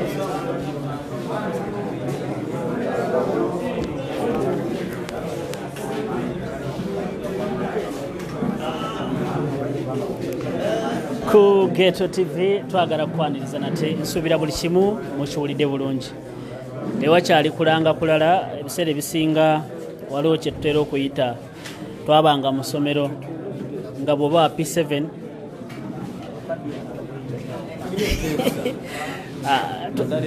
tulina ebintu bye twabalanga mu masomero nga bw'oba P7 bwe mutuuka mu taamu esooka ey'ebibuuzo nga buli mwaka ogusembayo nga waliwo kyemutandika okubala 2 days remain babalanga 8 months nemudda ku 7 nemudda ku 6 netudda ku nnaku waye mwatuka nga temukyasobola kubala nnaku nga mubala ssaawa netudda mu essaawa eno process yonna tewakyali already process etandise tewakyali kubala ssaawa then eri abo specifically abadde beesunga olunaku Robert Kyagulanyi Ssentamu aka Bobi Wine president wa National Platform okwewandiisa abo bakyabala ssaawa so tewali kulanga kulala nze atusingize Jonan of course omuweereza wamwe nga bulijjo buli lunaku tulwanye okuva mu 2017 in fact abatamanyi kirooto kya Ghetto TV abatamanyi kirooto kya Robert Kyagulanyi Ssentamu abatamanyi kirooto kyabo bonna abatufaanana endowooza kyatandika mu 2017 okujja mu maaso g'abantu si bwe kiri saalo okujja mu maaso g'abantu naye deep inside I think ye nga Bobi Wine ne tiimu endala baali bakisandika dda so olunaku olwaleero kuba twatandikira mu 2017 tweyama okubaweereza mpaka oba kiro oba misana oba ddi tiimu eno yokka yasigadde mu Kampala ate naye suubira nti n'ekyenda ebeeramu tuyinza okusigalawo omu wa babiri oba ffena tuyinza okufuluma kitegeeza ki twagala kwebaza nga tunabagenda wala kansooke bawe baganda bagababuuzeeko then tubabuulire lwaki njogedde ekigambo ekyo nti tuyinza okusigala wano ffenna oba ffenna obutabaawo nga waliwo omuntu mulala si bwe weeyanjulira abakozi ba Ghetto TV abakozi oba abalala seba bakama baffe wadde ffe tubaweereza naye be bakama baffe okusookera ddala njagala kubalamusaako abalabi ba Ghetto TV mwena gye muli mwe bali kubaayo mwe bali kwagala Ghetto TV amanya nze Buganda Ronald Mugenyi muzzukulu wa Nankere Bukerekere ombala Sirya Mamba naye nga amazzi nywa ndi mukozi wa Ghetto TV njagala okwebaza abalabi ba Ghetto TV abali mu ggwanga Uganda ebweru w'eggwanga Uganda mu Afirika ne wabweru wa Afirika mwe bali nnyo omulimu gw'omukola gw'amaanyi naddala ogwo omulimu gw'omukola nga muyita mu mwannyinaffe Dafin buli wabazze gye muli n'ayogera ku nsonga y'ensawo eno yetusobozesa okuyimirirawo yesobozesa Sematimba okuyimirirawo si kuyimirirawo mu maka gaffe amaka gaffe tugeerabirira byonna naye yetusobozesa okukola emirimu gya Ghetto TV obulungi ne tugenda nga bwegira ali Masaka Ashirafu ali gyali nange ndi gyendi ne John ali gyali mmwe transport gwe tulinnya boda ze tulinnya mmwe ensawo eyo adata gwe tukozesa mmwe ensawo eyo emizindalo gino gye tukwata nsawo eyo baganda bange standi ebyuma byonna bye tukozesa mmwe mwannyinaffe buli wavaayo najja gye muli bambi ne mubako kye muteekamu mwebale nnyo mwebalire ddala era olunaku olwaleero njagala bategeeza nti olunaku olw'enkya lwe tugendako lunaku lukambwe tusimbudde njagala okubategeeza baganda baffe Dafini wabazze gye muli olunaku olwaleero bambi mutuddukire kuba twetaaga obuyambi obwaddala twetaaga amaanyi gammwe naffe olunaku olw'enkya tusobole okubatuusaako ffe kye tuyinza obbagamba nti obuyambi bwe twabawa gy'emitima gyaffe emibiri gyaffe obudde bwaffe n'ebisigadde ffe twabibawa ne famire yange nayo nagibawa okitegeera kitwabawa naye mmwe mutukwatireko ne muba musobodde tukola data tumwetaaga powerbank tukyetaaga yendala transport olunaku olw'enkya kamera tulina okwongeramu ebirungo emizindalo tulina okwongeramu duka agenda kubawa amaanyi nga bwe mubimanyi oludda lwe tuliko lwe tukolera mu lumanyi engeri gye lukolamu byebyo bigambo byange mugana wange Jona okay soko linde ekyakwagala kuba okukubadde kubuuzaako tukyabuuza ku bantu tugenda briefly tugenda batematemera nga bwe bibadde nga bwe tubirabye process etandise etya wali Kyambogo abaganda ffe abasinga gye bali naye tulina ensonga lwaki twagadde leero twagadde tukisimululire eno bbali ekyojja kiwulira wali mutenti buuza ku bantu Saalongo abalabi baffe abalungi mbaseba ne bannyabo mwenna abali mu ggwanga lyatte Uganda n'abawangaalira emitala w'amayanja bannayuganda n'abatali bannayuganda bwe bityo entera nga Saalongo tubeebaza mwebale nnyo tugoberera mwebalire ddala mwebale emirimu gye mukola mwebale kufesangawo obudde ne mwerekereza ne mugamba nti kambeere ku Ghetto TV n'ofisa data na ebintu bye mukola bingi kuba ojja kwesanga nti oba oliawo singa temuliiyo naffe tetwandibaddewo kuba bino tetwandibikoledde ku byenyumirirwa nga tebiriiko babiraba naye bwe bibeerako ababiraba naffe ne tumanya nti tulina ba followers tumanya nti naffe amaanyi gabeera gatuddamu tubeera tuddamu amaanyi ne tugamba katweyongere okukola so nabwe gutyo baganda bange nga bwe boogedde sijja kwogera bigambo bingi kubanga bye tugenda okusooka okubanyonyola byowe ebiri bingi lugendo luno terubadde luwanvu nga mukulu atusingize babagambye terubadde lumpi lubadde luwanvu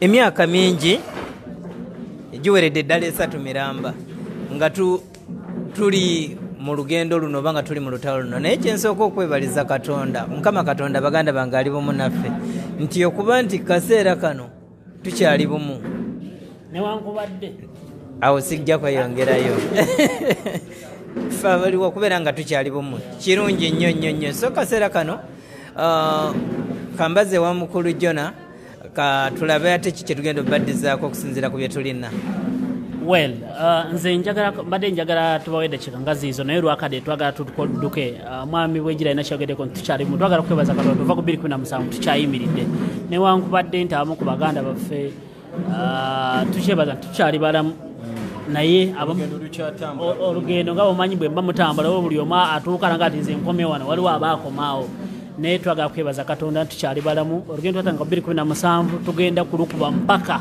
ate ekisinga okunsanyusa muganda wange Jona nti okumanya ebintu bitamye abamu kuffe abasinga obungi batulabanga abapya ku Ghetto TV naye ate nga tubaddeyo nga tuweerereza mu byuma emabega ekintu twakitandika wamu tetuli bapya naye olw'ensonga nti embeera etamye fese ezimu zeetagibwa okudda mu maaso ga screen ate zive emabega kiso kino kye tuliko emabega wa kamera twavaayo ne tusalawo tudde wano tubaweereza embeera zonna nga bwe zitambula so njagala kukatiriza ensonga ya mugenyi gyayogeddeko ng'amaliriza bannange Daphne kyakunzire oyo ye ingini yaffe oyo mukyala ye manager waffe oyo mukyala ye buli kimu ku bye mulaba wano twamukwasa omulimu gumu nga bwe mumanyi nti bwe mba mu gurupu buli omu aba alina okufuna obuvunaanyizibwa obubwe buli omu asobola okukola ogugwe nti mugenyi ogwagukoze Sematimba ogwagukoze John ogwagukoze Ashirafu gyaragukoze Kabirine gagukoze n'abalala boolya be mutamanyi tusaba omukyala oyo buli lwajja mu maaso gammwe mutunuulire nga bw'aba abagambye buli kyakola ffena kituyambako olunaku olw'enkya leero tutandise so tusaba buli lwajja mu maaso gammwe mumwanirize mwogere naye bino bye tuliko maanyi gammwe olunaku lw'enkya mugenda kulaba lives ez'enjawulo okuva mu bitundu ebyenjawulo ku Ghetto TV ku ssaawa y'emu mu ssaawa y'emu naye mu bitundu ebyenjawulo naye muganda wange lives ezo ez'enjawulo ze mugenda okulaba mu bitundu ebyenjawulo mu ssaawa y'emu maanyi gammwe ye ensawo ya Daphne gye yateerawo Ghetto TV okulaba ng'etwanguyiza mu mbeera zonna era tubasuubiza nga nze nvaayo ku mpewo kaseera kano tubasuubiza nti olunaku olw'enkya lwabyafaayo nnyo mu ggwanga lyattu Uganda olunaku olw'enkya lwabyafaayo nnyo eri emisaayi emito eri abavubuka lwabyafaayo nnyo eri abantu bonna naffe ffennyini ng'abakozi ba Ghetto TV so weekuumire ku mukutu buli waaka yenna gwe tulina tumukuleetera kale tufulumye wano buli omu alina waagenda twagala tukolere wamu ekintu kino paka tunakimaliriza jjukira ntulina ne manifesto launch lunaku lwankya so tobuzaabuzibwa ku Ghetto TV kokka tovaako